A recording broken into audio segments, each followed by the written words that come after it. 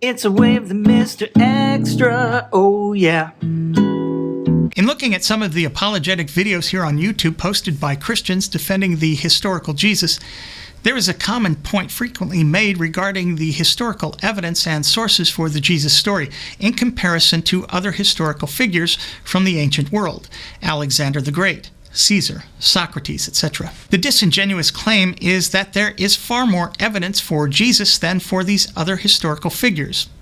Given the fact that there is not a single contemporaneous account of Jesus, we don't have a single writing from anyone who actually knew and interacted with Jesus while he was supposedly alive, I can't see how this can be possible.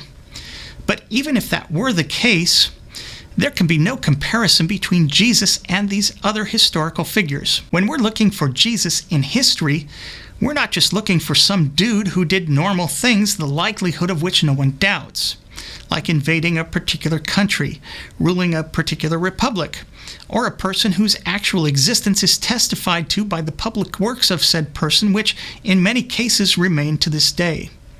Even if there are no first-hand sources for Alexander the Great, and there were, whether he was an actual historical figure is irrelevant when compared to the claim that God himself incarnated in the person of some dude from Bethlehem, or is it Nazareth, some 2,000 years ago. The only reason anyone cares about the historicity of the man called Jesus is because of the magical claims associated with him, the supposed healing, the supposed raising of others and himself from the dead, the truly astonishing feat of a Christian caring about the poor. To speak of Jesus without these magical elements is to speak of Plato or the Stoics.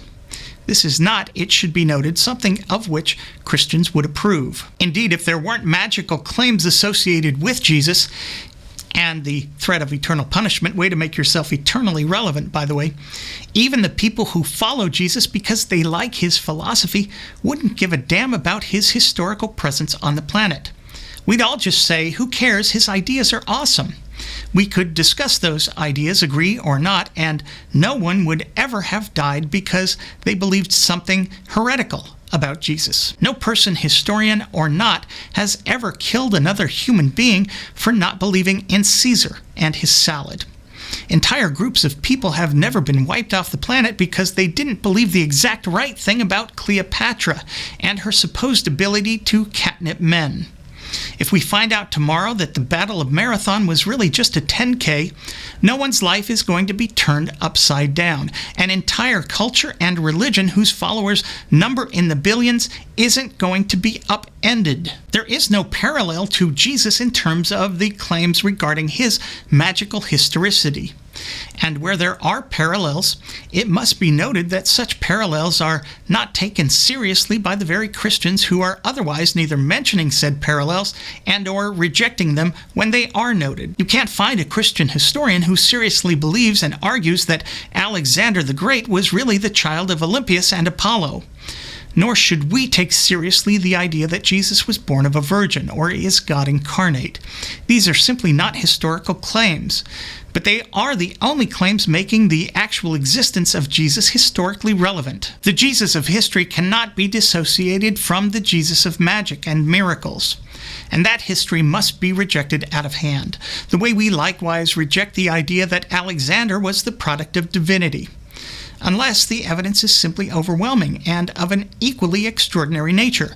But in the case of Jesus, the evidence is absolutely underwhelming, again without even a single contemporaneous source for the supposed historical bits, to say nothing of the fantastical. Habeas corpus clearly means nothing to these people. When we talk about Alexander's military campaigns in Western Asia and Northeast Africa, we're talking about something in no way comparable to God incarnate dying, resurrecting from the dead, or people popping up out of their graves and ordering a latte with friends and family at one of the many, many Starbucks there in ancient Jerusalem. One of those things is commonplace and has happened over and over again throughout history. The other is not only novel, but given its extraordinary nature, should have been noted by everyone throughout the ancient world. Dead people coming back to life and hanging out in town should have been front-page news, but somehow no one thought to mention it for decades. And even then, only one of the gospel writers thought it a significant enough detail to include in their writings. I'm not an historian, so I don't have any kind of comprehensive background knowledge to rely on when I say this. But it seems to me that the kind of magical existence we see when we read something like the Gospels is dependent on not having solid historical sources. When the fact checkers are present, when the cameras are rolling, this kind of magical display simply doesn't happen. Ever. Ever. What are the odds that anyone in the ancient world woke up from their dirt nap? And if that did happen, what are the odds that the only mention of it would occur in a handful of books which read like a poorly written obsessive fan fiction origin story of a character who made a one-time cameo appearance in a Marvel comic? And what are the odds that only one of the gospel writers would think to mention the mass resurrection, which would have been common knowledge throughout the ancient world? Come on! Even Pythagoras couldn't prove that theorem. Once again, I'm me, and I have no salad but Caesar. Thanks for watching.